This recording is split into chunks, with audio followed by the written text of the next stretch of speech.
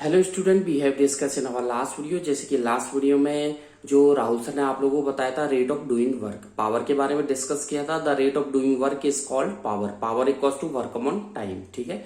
P equals to W upon T होती है और इसकी जो जो यूनिट होती है पावर की वो वॉट होती है। आपको किलोवाट, मेगावाट, गीगावाट के बारे में भी लिखवाया था, ठीक है। इसके बाद आपके जो चैप्टर वर्क एंड एनर्जी है, इस चैप्टर के क्वेश्चन आंसर स्टार्ट हो चुके थे।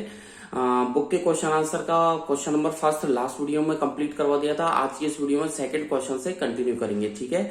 और राहुल सर आपको डिटेल से क्वेश्चन समझाएंगे भी और देन राइटिंग में करवाएंगे, ठीक है। So let's come on the question number 2। Question number 2 पे चलते हैं बात करते हैं। और if you have any doubt, any query, any question, you can easily contact to Rahul sir at any time, ठीक है। कोई भी प्रॉब्लम हो राहुल सर से डिस्कस कर सकते हैं। So let's come on the question number 2।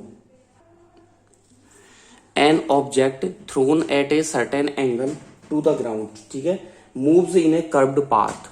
आगे लिखिएगा मूव्स, ठीक है, in a curved, CURVD, curved path, ठीक है।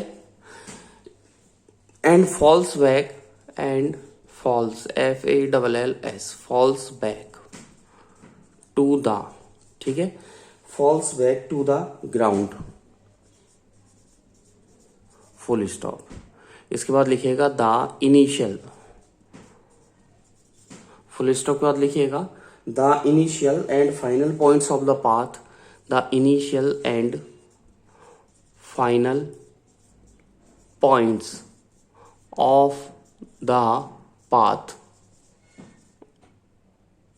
क्या लिखा? The initial and final points of the path of object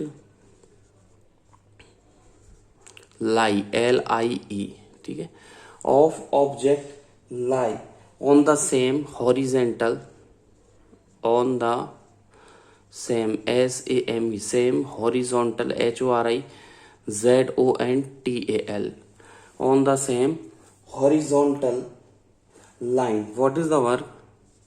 Line, full stop. What is the work?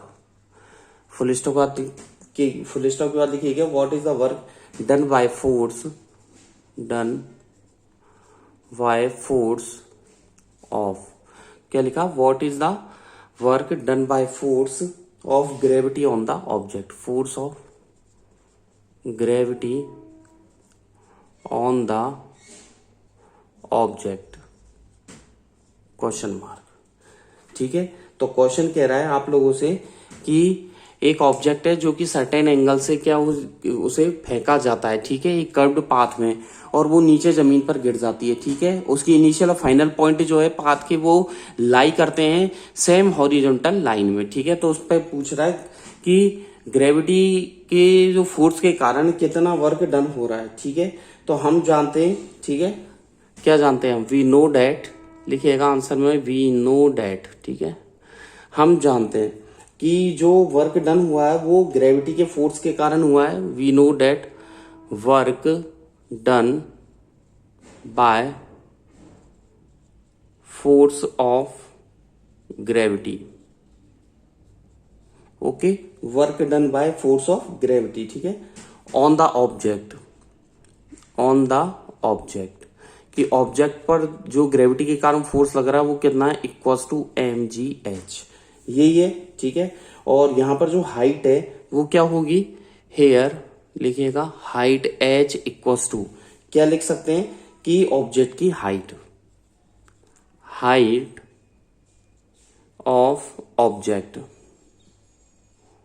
From, कहां से? ग्राउंड से,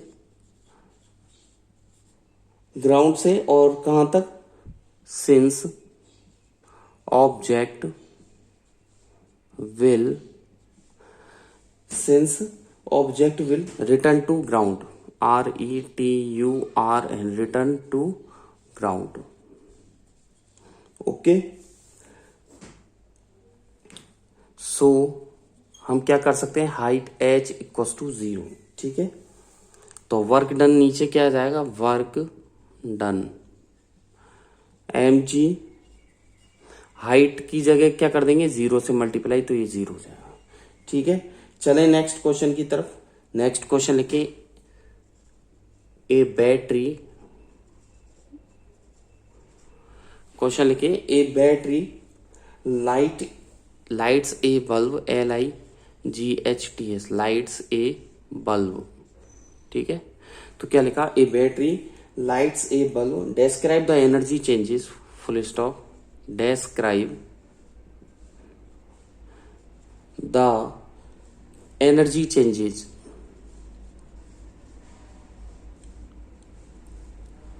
describe the energy changes involved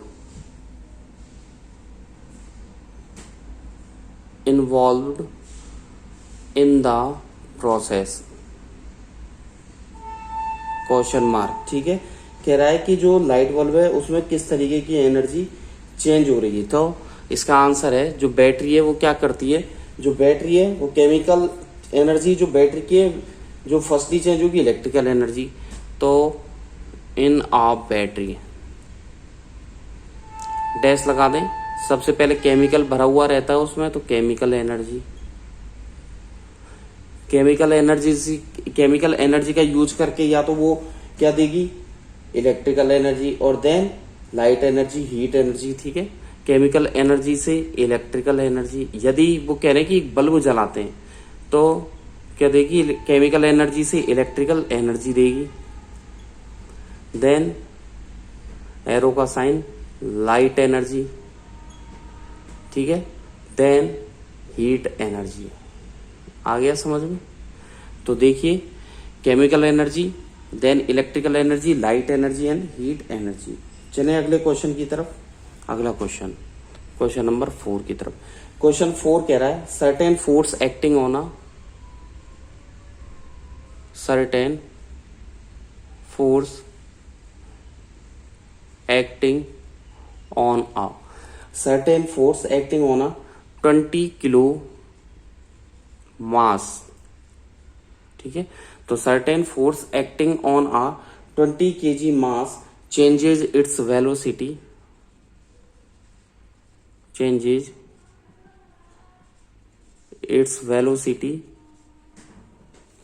from 5 metre पर second, ठीक है, से कितनी हो जाती है, 2 मीटर पर सेकेंड, फुल स्टॉप। ठीक है, calculate the work done by force, calculate work done by force. ठीक है, क्वेश्चन मार्क। तो क्या कह रहा है कि एक सर्टेन फोर्स एक्ट कर रहा है, ठीक है, 20 kg मास पर, और उसकी वेलोसिटी कितनी हो रही है, 5 से कितनी हो रही है, जल्दी बताइए, 2 हो रही है। तो देखिए, आप लोगों को बता दूं, वर्क डन, ठीक है, वर्क डन जो हो रहा है बाय द फोर्स, वो कितना है, तो देखिए, व्हेन